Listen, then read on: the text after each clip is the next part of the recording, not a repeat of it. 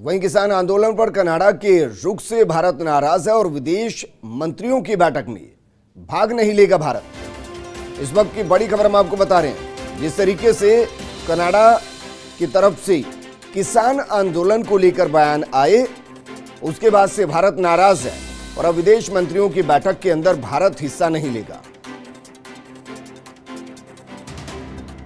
दिल्ली से मेरे सहयोगी और न्यूज एडिटर अदिति नागर मेरे साथ जुड़ चुके हैं। अदिति, जो हाई लेवल मीटिंग हुई है, इसके अंदर क्या कुछ निकलकर सामने आया, ये जानकारी लग पाई? देखिए, फिलहाल तो बैठक अभी खत्म हुई है। राजनाथ सिंह सबसे पहले वहां से रवाना हुए।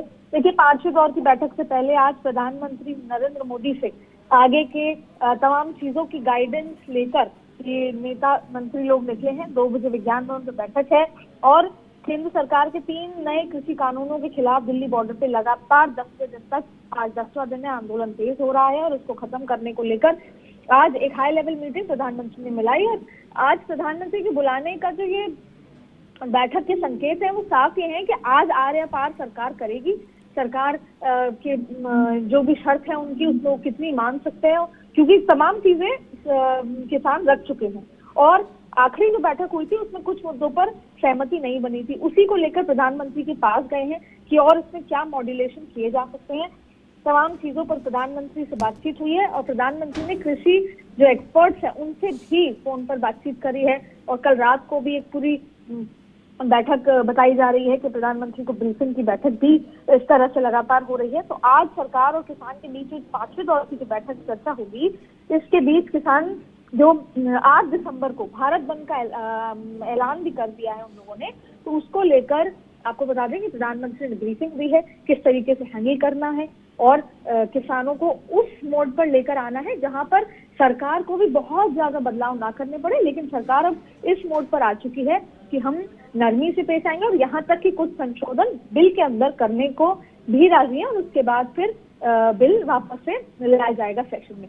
तो इन तमाम मुद्दों पर, हालांकि बिंदुवार जो आप पूछ रहे हैं उसको लेकर अभी कुछ जानकारी नहीं मिल पाई है क्योंकि अभी बैठक खत्म हुई है। लेकिन हम तमाम लोग जो बैठक में रहे उनसे बातचीत करके आगे की अपडेट सबसे पहले फर्स्ट इंडिया पे पहुंचाएंगे। जी बिल्कुल अदिति, लेकिन दूसरी तरफ हम किसान नेताओं को सुन रहे हैं, किसान नेता एक भी इंच अपनी मांगों से पीछे हटने को तैयार नहीं है।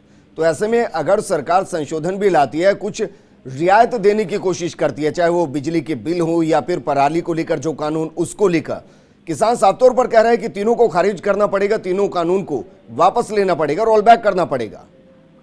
यही सबसे बड़ी असमंजस है कि किसान बार बार ये कह रहा है कि जब तक कानून रोल बैक नहीं होता हम अपना आंदोलन बंद नहीं करेंगे।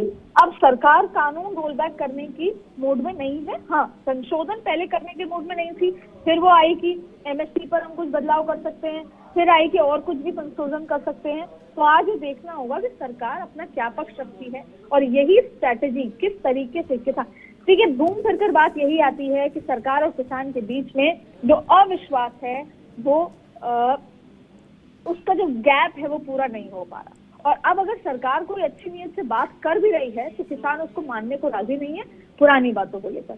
यानी कि जो बार बार ये बात कही गई कि किसान को 2022 तक आयु दुगनी की जाएगी, उस पर किसानों का विश्वास नहीं हुआ जी।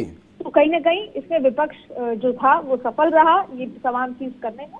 और अब ऐसे में ये बहुत बड़ी चुनौती है कृषि मंत्री के ऊपर और उस पूरी कमेटी के ऊपर कि वो किस तरीके से किसानों को समझा पाए। और आज की जो प्रधानमंत्री के द्वारा दी गई पेप टॉक के बाद क्या नतीजा निकलता है। और क्योंकि देखिए, जिस तरीके से माहौल बार बार खराब हो रहा है, 10वां दिन आंदोलन का है, देश में कोरोना की महामारी है, तो उसमें बहुत बड़ा प्रेशर देश के गृह मंत्री अमित शाह पर भी है। क्योंकि देश के जो खासतौर पर दिल्ली एनसीआर देश की राजधानी में जिस तरीके का चक्का जाम हो रहा है, लोग आवाजाही और पूरे एनसीआर में हो रहा है और फिर बाकी सारे राज्यों में भी अफेक्ट हो रहा है।